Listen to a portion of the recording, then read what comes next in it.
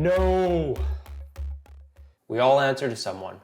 That could be your manager, the company owner, your life partner, or the customer. Regardless of how great of a boss they are, it's only a matter of time until they ask for that one thing that pushes you over the limit and breaks the proverbial camel's back. Eventually, we all end up getting overwhelmed and feel the unrelenting urge to scream no more. The question then is not if we need to say no, but instead, how do we say no effectively? Why do we need to say no?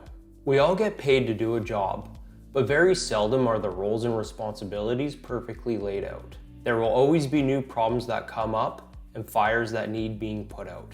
Eventually, a time will come when the incoming tasks and to-do lists are growing faster than you can finish projects and cross them off. This is when we need to stand by and say no. It is not only important, but it's your job to let your boss know when you're overwhelmed and that your tasks need to be reprioritized. In most cases, your boss was just given a vague list of tasks to do by their boss. This then funnels down the chain of command to you. If you do end up explaining to your boss that you're overloaded and overwhelmed, this then better helps them understand how much you have on your plate.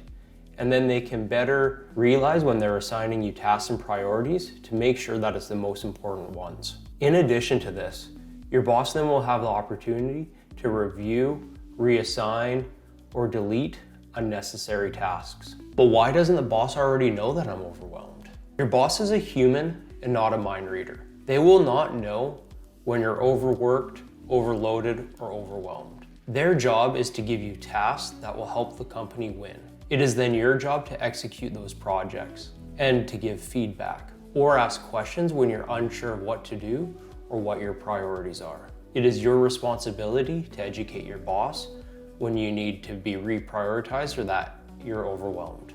A good leader will both explain what must be done, but also why. When a leader explains the why, then everyone under them can better make decisions on their own and operate at a much higher level. Unfortunately, the world is full of good leaders and mediocre managers. It's a priority problem. 9 times out of 10, needing to say no to your boss is because of a lack of priorities. Often when we become overloaded, we run out of focus far before we run out of hours in a day. Having endless tasks to complete makes us feel overwhelmed. And when we're overwhelmed and bouncing from task to task, it becomes far harder to focus and actually get something done. This then causes us to spend more time on every task, which is a self-perpetuating cycle, which then means that we get less done every day, leading us to feel more overwhelmed and overloaded. Whenever you find yourself constantly switching tasks and getting nothing done, you need to have a priority conversation with your boss. When you and your boss are perfectly aligned on what's most important and what priorities you should be working on, then you can execute all those high priorities and safely ignore the rest. This gives you the freedom needed to be effective. How to say no. Eventually, it'll come time to lay down the law, dig in your boots, and say the hardest word, no. When this happens, it's vital to handle it effectively, not for your boss's sake, but for your own. The best strategy for saying no is by first saying yes. To say no, you first need to say it in a way that your boss will hear and understand. It is essential to express that you're not saying no to work, but instead that you're unsure of your priorities and what should be finished first. Here's a great script example. The boss says, "Hey Jill, there's a project I need you to work on, and upper management wants it done ASAP." You respond, "Absolutely, boss.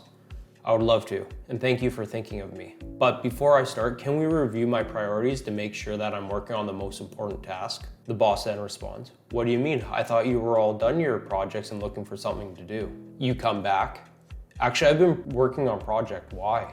The boss then goes, "Oh, that's right. I completely forgot about that. Well, management can wait another day. Does that give you enough time to finish up the project?" You can then respond with, "You bet. Thanks for listening." Instead of simply saying no, you ask for clarification on what the highest priority is. Now your boss and you can review to make sure that you're aligned as a team. This keeps the boss happy, it keeps you working on the most important project, so that everyone wins in a much less stressful way. Well, thanks for watching, and if you have any questions or comments, please send them below. Thanks.